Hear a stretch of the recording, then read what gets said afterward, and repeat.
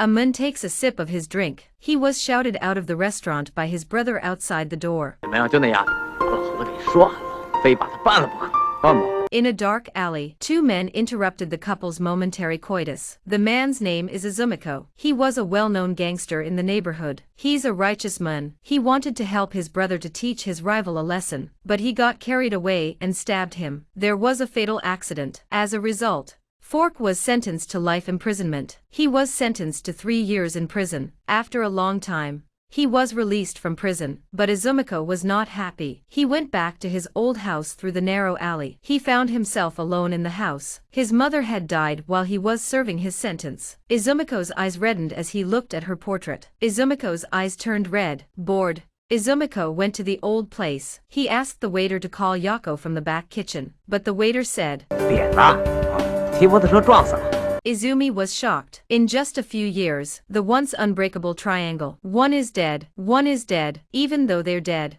they're still in love with each other. I don't have any family. Izumiko remembered Fork's parents. That night, Izumi came to Fork's house with snacks, but Fork's mother didn't give him the time of day. I didn't realize the family was so cold-blooded. Before he knew it, Chinese New Year was here. Izumi bought half a caddy of erguota and a roast duck, but it was still a lonely year. Suddenly he heard voices outside. It was his neighbor, Luo's daughter, Fanny, coming back. She brought her PhD boyfriend with her. She said that after this year, they were going to get married. When Fanny heard Izumi was out, she came to see him. When Izumi heard that, he turned out the lights. He and Fanny were childhood sweethearts. Now she's got a successful career and a PhD. And he himself, I'm just a hobo who just got out of prison. Izumi felt bad. He had no one to talk to. He could only write to his only friend, Fork. He got stuck on the word New Year's greetings. He found a dictionary and searched for it. Only then could he write a letter of a few dozen words. After the new year,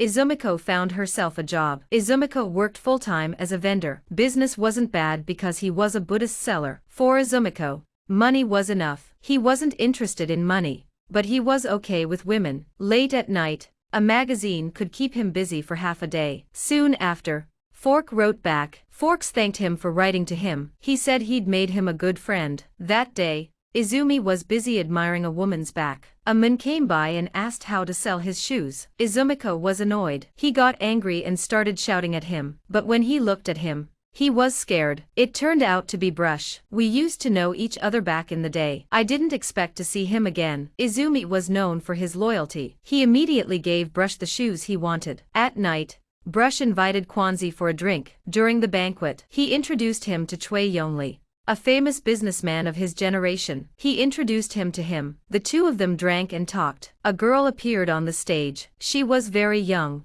but her voice was sweet and beautiful. It was as pure as first love. Izumiko was fascinated by his voice. In a trance, he remembered when he was a child, with Fanny. When they were young, the clever Chui Yonglei, he could see through Kwanzi's heart. At the end of the show, he offered a flower. He offered Izumiko to take her home. But Izumiko was a straight man. He didn't say a word on the way home. He found out the girl's name was Zhao Yakyu. After that, Izumi became her escort. He drove her home every week. Izumiko enjoyed it. Izumiko enjoyed the feeling of being needed. There was no doubt that she liked Zhao Yakyu. Izumi felt she was simple and kind. After that, Izumiko and Chui Yonglei became more involved. She knew that Chui was in the smuggling business, but Izumiko didn't do anything illegal. But she would go to him regularly to buy some fashionable goods from the south. After all, they sold much better than cotton coats. The man picks up a pair of lace panties and pulls and tugs on them. Aiming upwards,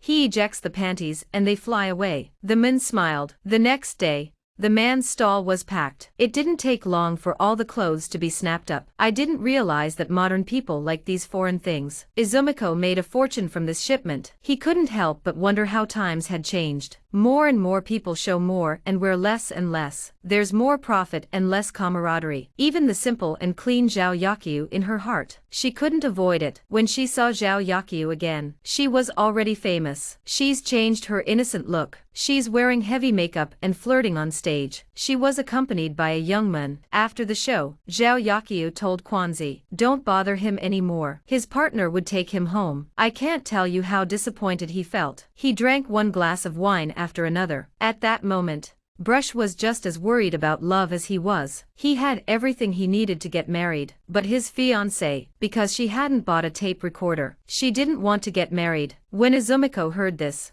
he said nothing. Izumi took out the money from his lingerie sale. He told Brush to get married. Brush was so grateful. He wanted to kowtow to Kwanzi. That's Izumiko. Simple and righteous, but he didn't realize. Brush borrowed the money and never heard the end of it. And soon after, he came crying to Kwanzi again. He couldn't get the money back. Izumiko had to beat him up. When he saw that he was going to be beaten up, Brush got scared right away, so there was no marriage at all. He gambled away all the money Izumi had lent him. In the heat of the moment, Brush, he told me one more thing. 你这个小歌星，已经跟那个姓崔的马上就要去广州了，你还蒙在鼓里呢你！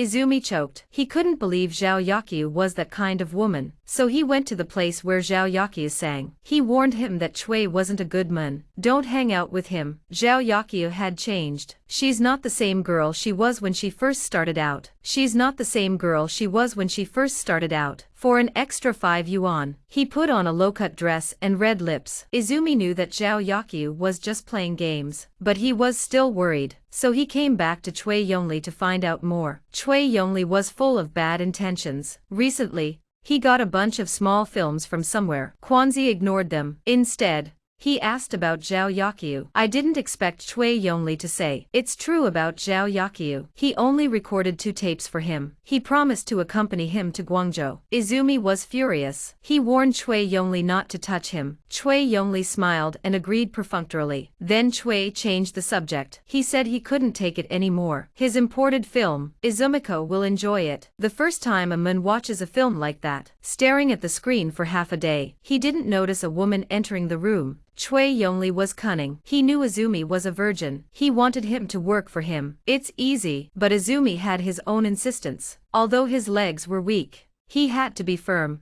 你告诉那姓崔的，少跟我来这个。 When I got home, Izumiko couldn't sleep. Suddenly he heard something on the roof. He got up and saw that it was Fork. It turned out that Fork had escaped from prison 3 months ago. He escaped halfway across China and came back here. Izumi really thought of Fork as a brother. He didn't realize that Fork would get himself into trouble. Instead, he told him. I told him all about my recent troubles. Izumi tried to persuade Fork to turn himself in, but Fork refused. He wanted to die anyway. He wanted to see if he could escape. Fork decided to go to Yunnan. He didn't want anything else. He only wanted Kwanzi to buy him a ticket. That's easy for you to say. Izumi is already a fugitive from justice. If he buys another ticket, he'll probably end up in jail. Izumiko's heart was torn. Friendship on the one hand, and morality on the other. He paced back and forth in front of the phone booth, but he didn't report the Fork. Izumi didn't report the Fork. After struggling all day, Izumi returned home at night. Auntie Luo, his neighbor, was knocking on his door. It turned out that Fanny was in labor and couldn't find her car. Izumi got on his tricycle. Izumi pedaled his tricycle and drove him to the hospital as fast as he could. But when he got home, the Fork was gone. The Fork had sneaked out while he was away. He took 300 yuan before leaving. He only left him a letter. Izumiko read the letter and cried. He couldn't save his brother. Fork's departure was tantamount to death. Izumi couldn't sleep at night because he was so depressed. When he heard Auntie Luo's report that Fanny's mother was safe, he was happy to hear that it was all thanks to Kwanzi. It's true to say he's a bad man. It's also true that he's a good guy. He's a complicated man. He can't even tell. Fanny gave birth to a Fork and left. His life seems to be the same as the Brush. He feels that nothing he does makes sense, and nothing he does is worthwhile. The only thing that Izumi could think about was Zhao Yakyu. Zhao Yakyu is the only one left. This time, he wanted to fight for himself. Izumi sold off all his goods. He used all his savings to buy a gold necklace. Then he went all the way to Chui Yongli's house. He discovered the anger that had been building up in his heart for a long time. He knew that Chui Yongli had made a move on Zhao Yakyu. In the end,